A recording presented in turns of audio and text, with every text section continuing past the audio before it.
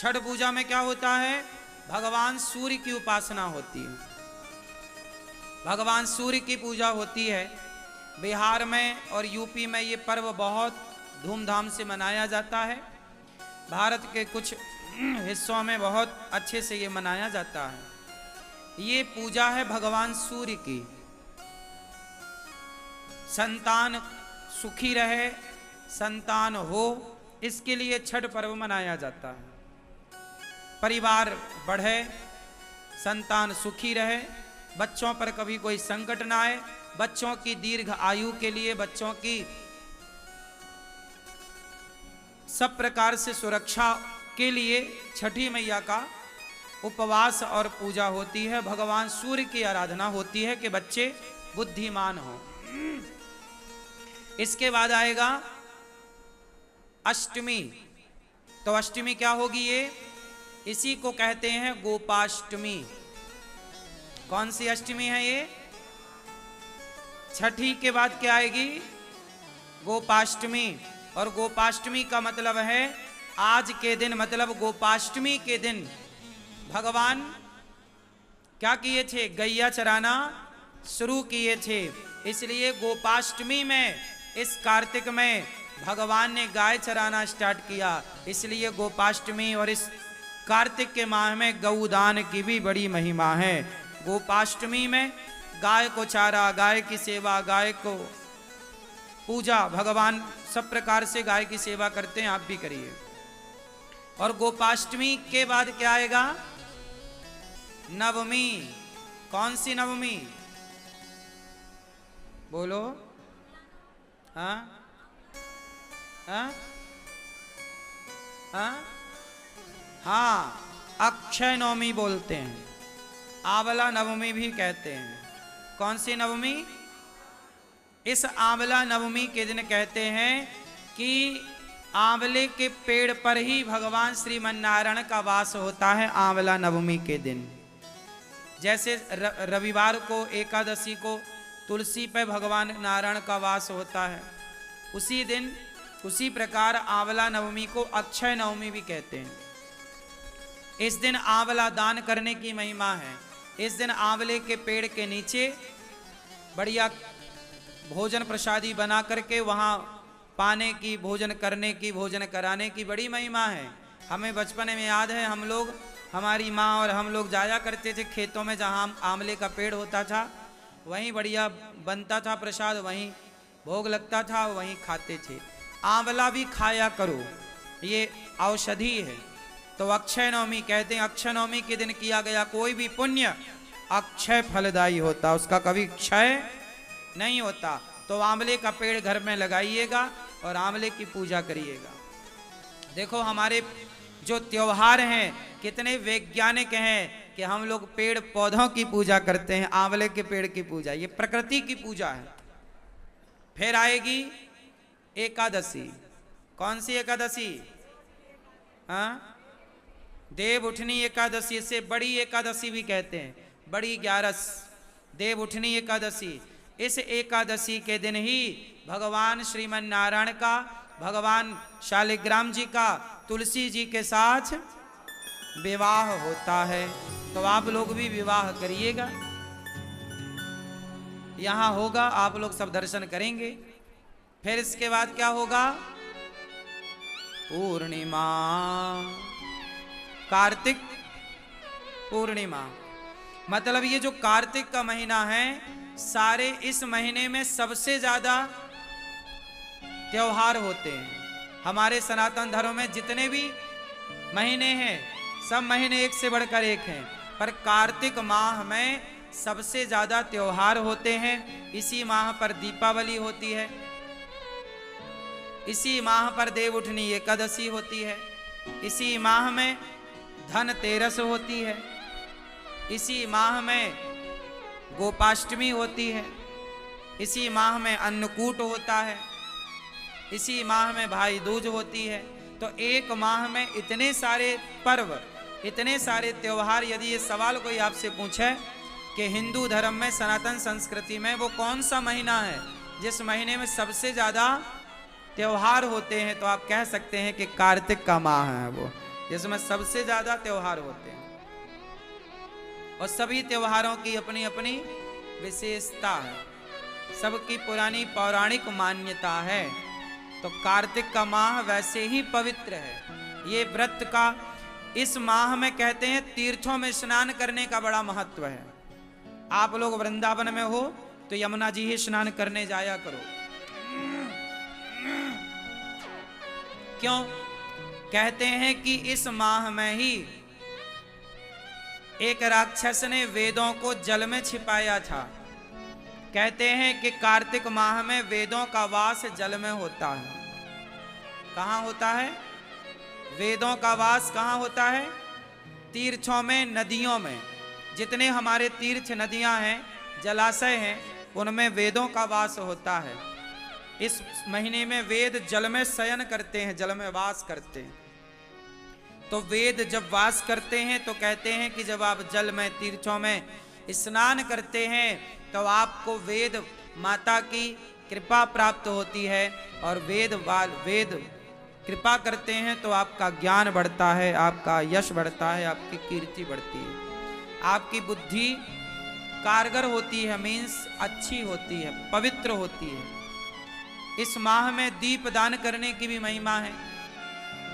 सब प्रकार से स्नान दान की महिमा बताई जाती है।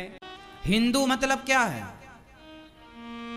जिसके अंदर दया हो, जिसके अंदर सत्य हो, जिसके अंदर परोपकार की भावना हो, वही हिंदू है। जिसके अंदर सत्य नहीं, परोपकार नहीं, दया नहीं, वो किस बात का हिंदू है? हिंदू एक दया का भाव रखने वाले को हिंदू कहते हैं। सत्य के राह पर चलने वाले को हिंदू कहते हैं। इसलिए हिंदुओं के अंदर तो कम से कम दया हो। दुनिया का हर व्यक्ति गौमांस खा रहा है, एक हिंदुओं को छोड़ करके। अब कोई हिंदू भी खाता हो तो मुझे आइडिया नहीं, लेकिन मुझे यह विश्वास है कि यदि वो प्रॉपर हिंदू होगा तो वो कभी गौमांस नहीं खा सकता, वो गौमांस नहीं खा सकता। और एक बात और कहूं, जो प्रॉपर हिंदू होगा, जो सनातनी होगा, वो मछली और बकरा बकरी का भी मांस नहीं खा सकता। हिंदू मांस क्यों खाएगा ये तो बताओ, उसे क्या जरूरत है मांस खाने की? मांस वो खाते हैं जिनके पास 56 भोग की व्यवस्था नहीं है। हम सनातनी लोग हैं, हम हिंदू हैं, वो हिंदू जिनके यहाँ दुनिया को खाना पीना सिखाया है हिंदू ने। 56 भोग केवल हम भारतीयों के पास हैं। दुनिया में किसी देश के पास 56 भोग हों तो बताओ। इतना बढ़िया आपके पास खाने पीने के पदार्थ हैं, फिर भी आप मुर्गी की टांग चूसते हैं। इससे बड़ा दुर्भाग्य क्या होगा? आप में से कितने लोग मांस खाते हैं? आप खाते हो? अंडा तो खाते हो? खाते हो अंडा? अंडा आप अंडा खाते हैं? मछली? ये बहन तो खाती है अंडा। हाँ, तो अभी क्यों मना कर रहे थे? मछली भी खाती हो? मुर्गी, बकरा, आदमी, सिर्फ अंडा। तो अंडा में क्या है ऐसा?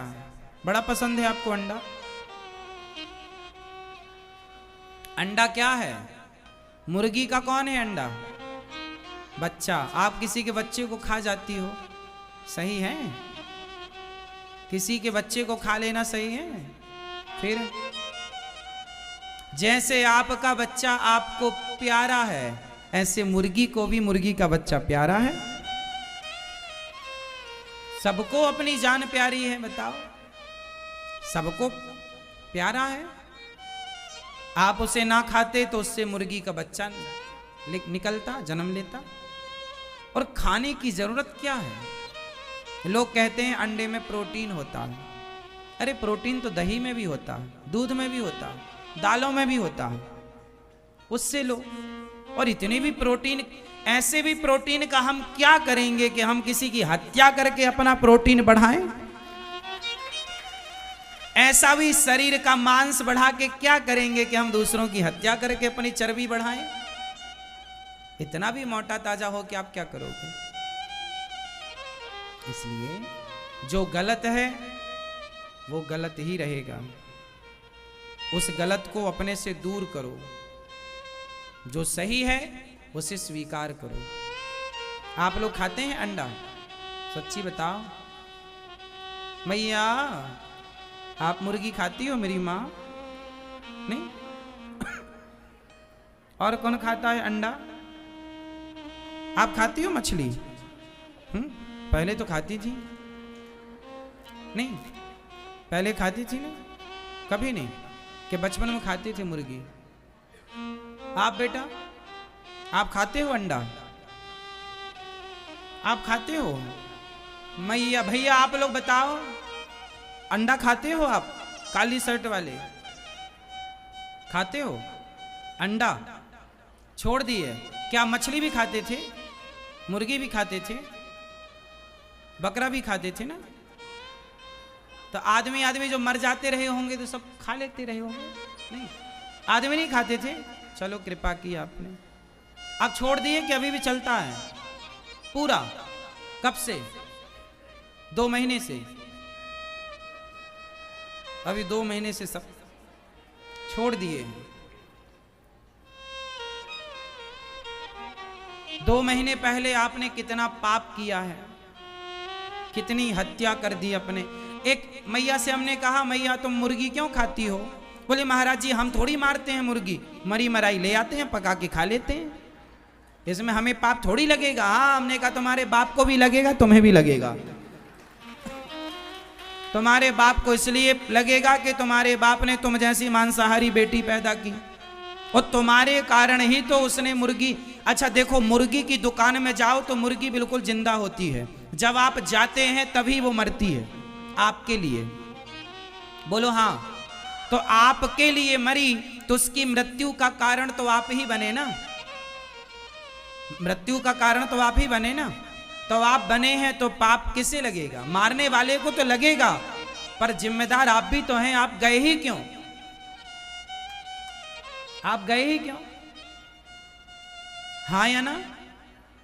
तो दया ही धर्म है मेरी मां, दया धर्म का मूल है, पाप मूल अभिमान। तुलसी दया न छोड़िए जब तक घट में प्राण। दया करना क्या है? किसी की हत्या कर देना धर्म है? जोर से। बकरे की हत्या कर देना देवी देवताओं के नाम पर, भगवान ईश्वर के नाम पर, ये धर्म है? ये सबसे बड़ा अधर्म है जो धर्म की आड़ पर लोग कर रहे हैं। किसी की हत्या करना धर्म नहीं है, बल्कि दया धर्म का मूल है। बोले धर्म क्या है? बोले दया ही धर्म है। दया क्या है? जिसके भीतर दया होगी वो कभी किसी जीव की हत्या करेगा? जो हत्या कर रहे हैं, बकरे को काट रहे हैं, मछली को मार रहे हैं, ये कौन है? निर्दयी। निर्दयी जिनके भीतर दया मर चुकी है। दया होती तो जिसके अंदर दया है वो चींटी को भी नहीं मार सकता। वो मछली को क्यों मारेगा? मछली ने हमसे क्या, हमारा क्या बिगाड़ा है? मुर्गी को देखो कैसे लोग पंख नोच देते हैं, उसकी टांगें नीच लेते हैं। कितना कष्ट होता होगा जब उसके पंखों को नोचा जाता होगा। आप कितने निर्दयी हैं जो मुर्गी खाते हैं। आप अपने स्वाद के लिए किसी की हत्या करा रहे हैं, ये धर्म कैसे हो सकता है? दया आपके अंदर यदि है तो आप इंसान हैं, दया नहीं है तो आप इंसान जैसे दिखने वाले जानवर हैं, केवल जानवर। दया तो है ही नहीं। दया ही धर्म है। धर्म क्या है?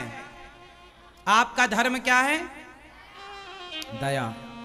आपका धर्म क्या है? सत्य ही धर्म है, दया ही धर्म है। परहित सरिस धर्म नहीं भाई। परोपकार करना, परहित करना, समाज की सेवा करना, दीन दुखियों की पुकार सुनना, उनकी मदद करना, यही धर्म है। बड़ों की सेवा करना, ये धर्म है।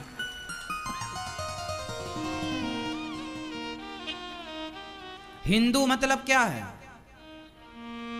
जिसके अंदर दया हो, जिसके अंदर सत्य हो, जिसके अंदर परोपकार की भावना हो, वही हिंदू है। जिसके अंदर सत्य नहीं, परोपकार नहीं, दया नहीं, वो किस बात का हिंदू है? हिंदू एक दया का भाव रखने वाले को हिंदू कहते हैं। सत्य के राह पर चलने वाले को हिंदू कहते हैं। तो आज से कितने लोग सत्य बोलेंगे? झूठ बोलना पाप है, नदी किनारे सांप है, काली माता आएंगी, सिर काट कर ले जाएंगी, घींच काट कर ले जाएंगी। छत्तीसगढ़ वाले तो घींच जानते होंगे। घींच जानते हो? नहीं? चलो सिर जानते हो? सिर काट के ले जाएंगे। चलो बताओ, झूठ बोलना पाप है या किस किस को पता है? झूठ बोलना पाप है, किस किस को पता है? आपको नहीं पता? ओहो, जय हो गुरु महाराज। इतनी भोली मैया, इन्हें ये भी नहीं पता। आपको नहीं पता कि झूठ बोलना पाप है? अभी तो कह रही थी नहीं पता। झूठ बोलना पाप है, किस किस को पता है? पता है? तो तब तो आप लोग सच ही बोलते होंगे। फिर पता है ना आप लोगों को, तब तो आप लोग बहुत बड़े सत्यवादी होंगे कि झूठ भी बोलते हैं आप लोग। आप झूठ बोलते हैं? कितने लोग झूठ बोलते हैं आप में से? हाथ उठाओ।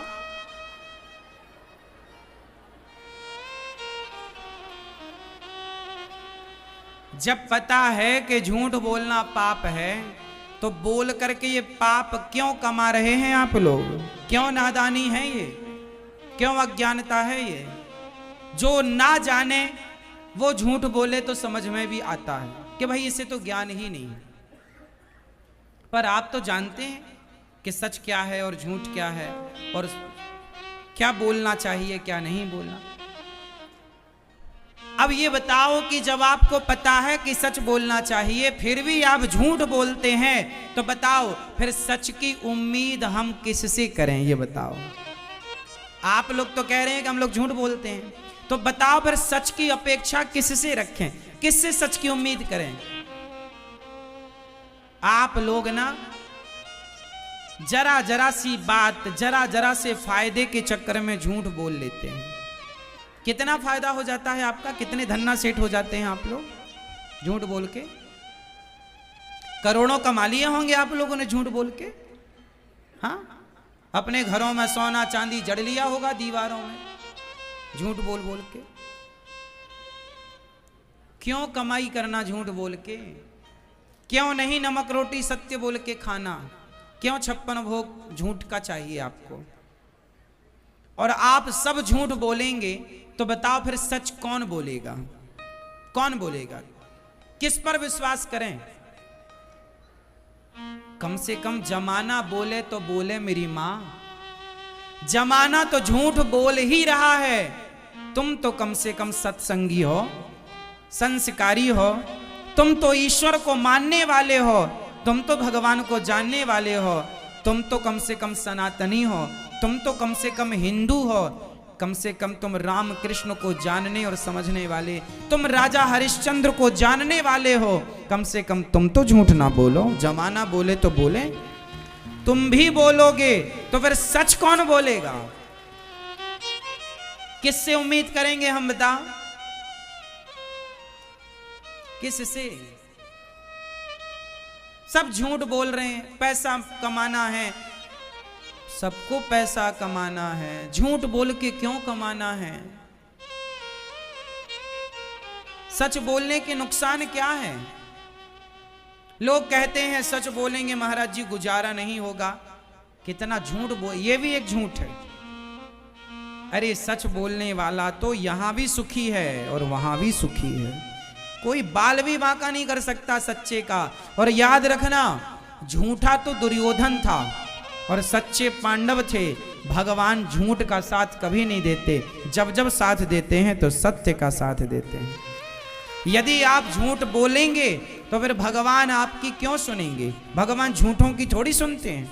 आप लोग कहते हैं महाराज जी भगवान हमारी सुनते नहीं, झूठों की थोड़ी सुनते हैं। सच बोलना सीखो। आप नहीं बोलेंगे तो कौन बोलेगा? क्या हम पाकिस्तानियों से फिर उम्मीद करें कि वो सत्यवादी होंगे?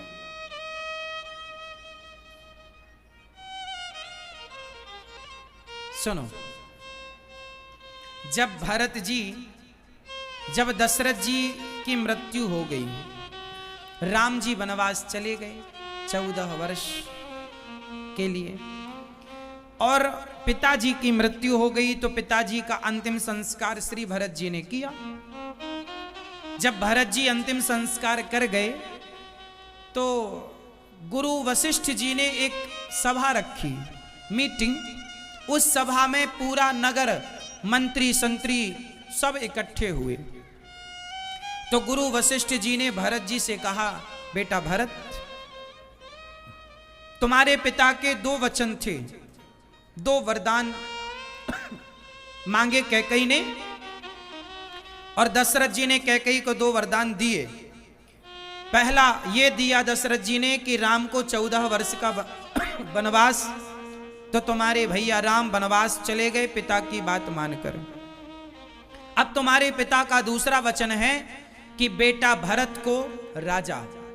तो सुनो भरत, तुम्हारी मां और तुम्हारे पिता की इच्छा थी कि तुम राजा बनो अयोध्या के, तो हम सभी लोग तुम्हें इस राजगद्दी में बिठाना चाहते हैं। तो एक काम करो, कल का मुहूर्त बढ़िया है, तुम तैयार हो जाओ, कल तुम्हें राजा बनाएंगे, क्योंकि ये तुम्हारे पिता की आज्ञा है और तुम्हारी मां की इच्छा है। कोई विरोध करेगा क्या? सारी अयोध्या ने कह दिया ना, कौन विरोध करेगा? जब राजा ने कह दिया कि ये बेटा बैठेगा इस गद्दी पर, सब तैयार हैं। भरत जी से पूछा गुरु वशिष्ठ जी ने, बेटा भरत क्या तुम तैयार हो? भरत जी ने मना कर दिया, मैं तैयार नहीं हूं। क्यों? तुम अपने पिता की आज्ञा का पालन नहीं करोगे ना? मैं नहीं कर सकता पिता की आज्ञा का पालन। अरे पिता की आज्ञा का पालन करना सही है। भरत जी बोले ना, मुझे सही नहीं बनना। यदि मैं राजा बन गया गुरुजी, तो ये पृथ्वी रसातल में चली जाएगी। ये पृथ्वी रसातल में नीचे चली जाएगी, डूब जाएगी पानी में। वशिष्ठ जी ने कहा, वाह भरत, इस धरती पर रावण जैसे पापी हैं, उनके पाप से तो पृथ्वी रसातल पर नहीं गई। हिरण्याक्ष हिरण्यकश्यपु जैसे पापी हुए, उनके पाप से तो ये पृथ्वी पाताल में नहीं गई, रसातल में नहीं गई। तुम जैसा धर्मात्मा भरत राजा बन जाएगा तो पृथ्वी रसातल में चली जाएगी। तब वहां भरत जी ने जो बात कही वो आपको सुननी चाहिए। वहां भरत जी ने कहा, गुरुदेव, ये जो पृथ्वी है ना, इस पृथ्वी को रावण, हिरण्याक्ष और हिरण्यकश्यपु जैसों से उम्मीद नहीं है। धर्म की, सत्य की, ये सत्य की उम्मीद रावण से थोड़ी है। सत्य की उम्मीद हिरण्याक्ष हिरण्यकश्यपु से थोड़ी है। लेकिन मैं भरत हूं, इस पृथ्वी को भी, इस प्रजा को भी सत्य की उम्मीद मुझसे है। यदि मैं भी अपने भाई को वनवास भेजकर और भाई की सत्ता को मैं हड़प लूं, तो जब मेरे जैसे लोग गद्दारी करने लग जाएंगे, मेरे जैसे लोग स्वार्थी हो जाएंगे, तो बताओ गुरुदेव, ये पृथ्वी और ये समाज फिर किस पर विश्वास करेगी, किस पर भरोसा करेगी? फिर धर्म को थामेगा कौन गुरुदेव? ये बात सुनते ही गुरुजी की आंखों में आंसू आ गए। धन्य हो भरत। याद रखना मेरी मां, हम सत्य की उम्मीद किसी और से ना करेंगे। जो सत्संग नहीं सुनते, जो अच्छी राह पर नहीं है, हम उनसे थोड़ी धर्म की और सत्य की और दया की उम्मीद करेंगे। भाई कोई अज्ञानी आदमी गाय को मारता हो तो हम उससे उम्मीद नहीं कर सकते कि वो गाय की आरती उतारेगा। लेकिन आप जितने लोग यहां बैठे हैं, जितने लोग कथा सुनते हैं, तुम्हारे बाप दादे भगवान को मानते चले आए हैं, धर्म को और सत्य को मानते चले आए हैं, सत्य और धर्म के राह पर चलते आए हैं, तो आपसे उम्मीदें ज्यादा हैं। और उम्मीद किसकी? कि आप जमाना झूठ बोले तो बोले, पर आप लोग झूठ नहीं बोलेंगे, क्योंकि आप कथा सुनने वाले लोग हैं, धर्म को जानने वाले लोग हैं। जमाना मांस खाए तो खाए, हमें आपसे उम्मीद है आप लोग नहीं खाएंगे, क्योंकि आप धर्म से, ईश्वर से जुड़े हुए लोग हैं। और सोचो कि भगवान से जुड़ा हुआ व्यक्ति भी मांस खाने लग जाए और झूठ और छल करने लग जाए, तो फिर सत्य की उम्मीद हम किससे करेंगे? कहां जाएगा सत्य? कहां जाएगा धर्म? कहां जाएगी दया? जो बिहारी जी का दर्शन करके बाहर लौट रहा है, बिहारी जी का दर्शन करके हम उससे उम्मीद करेंगे कि भाई ये तो भक्त है, ये झूठ नहीं बोलेगा, ये दर्शन करके आया है। ये चारों धाम करके आने वाले लोग ये झूठ नहीं बोलेंगे, क्योंकि ये तो भक्त हैं। और आप ही जब झूठ बोलने लग जाओगे ना, तो ये पृथ्वी की छाती में चोट लगती है। राम राम, ये ऐसी हरकत कर रहे हैं तो हम अब कहां जाएं? किससे सत्य की भीख मांगें? किससे दया की भीख मांगें कि भैया तुम सत्य बोलो, तुम दया करो, तुम सही राह पर चलो?